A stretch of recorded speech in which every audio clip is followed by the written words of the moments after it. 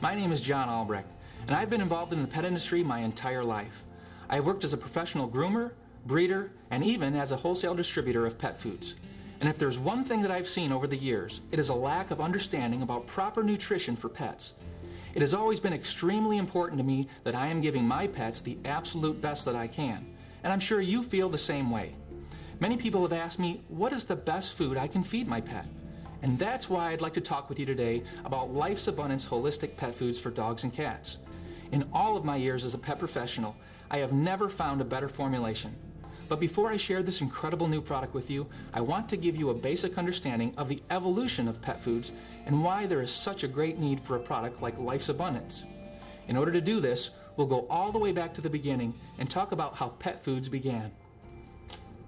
Pet foods are actually fairly new. They were introduced about the time of World War II and consisted mainly of leftover grains and cereals. This wasn't done for nutritional reasons, but because these crops had been rejected from the human market, and rather than waste them, they were the start of pet foods. This was also the beginning of a whole new industry. However, it was not long before it became very obvious that leftover grains and cereals didn't provide adequate nutrition by themselves. Therefore, meat began to be added so that puppies and kittens could at least grow up without being undernourished. But again, this was not prime USDA quality meat. It was what had been rejected from the human market and rerouted into pet foods. This meat is often categorized as the 5 Ds: dead, diseased, dying, disabled, and even drugged. You might be thinking, well, that was a long time ago. Surely things have improved by now. Well, you decide. Rejected animals of all kinds are still used in many commercial pet feeds.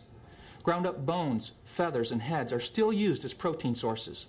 Hard to digest grains and fillers are still used, as well as powerful chemical preservatives to maintain long shelf life.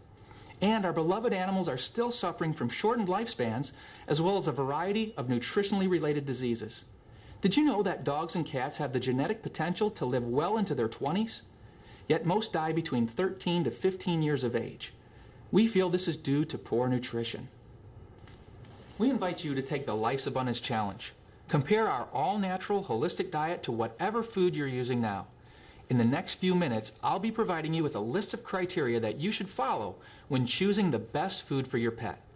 If your food falls short in any category, you need to switch to Life's Abundance today.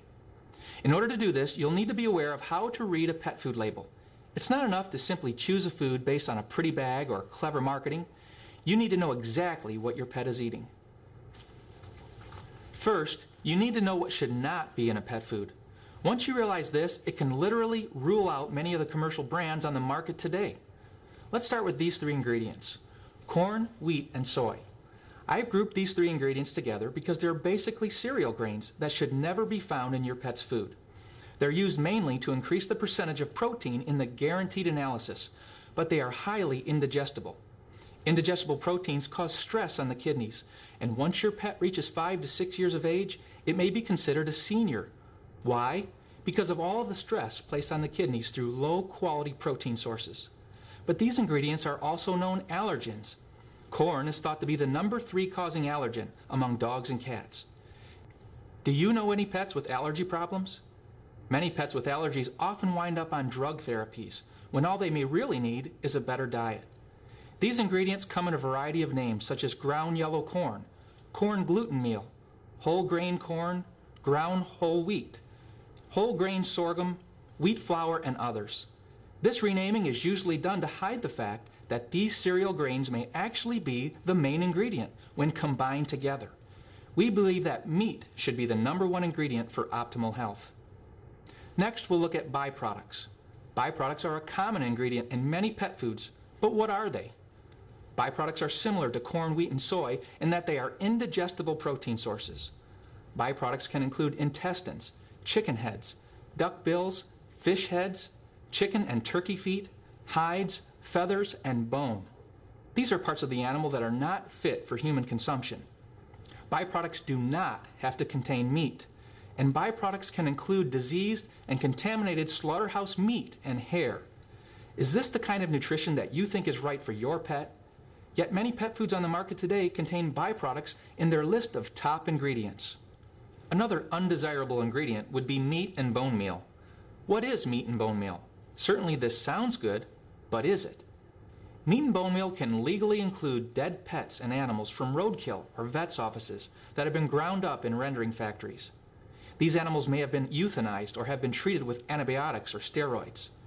These animals may have died from all sorts of diseases, trauma, or natural causes. And again, we ask the question, does this sound like an optimal diet for your companion animal?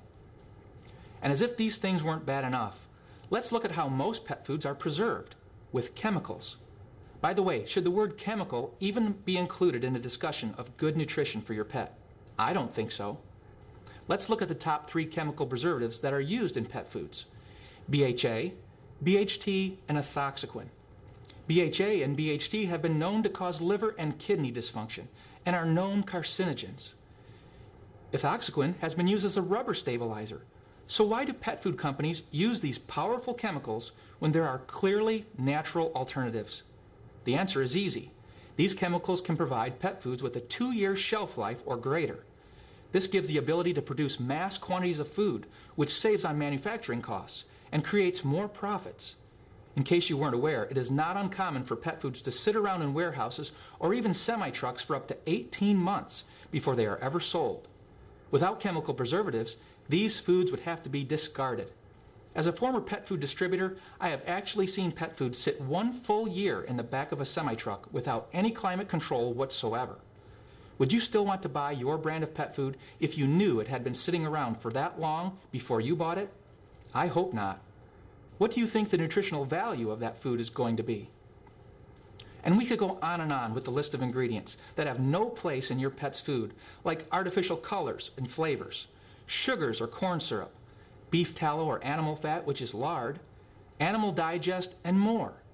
But let's take a look at one more thing that is often misunderstood: the guaranteed analysis. Many people simply choose their pet food by looking at these 3 criteria: protein, fat, and fiber content. They've been told to look for a product with certain percentages in these 3 areas, and as long as the numbers match up, that's what they choose.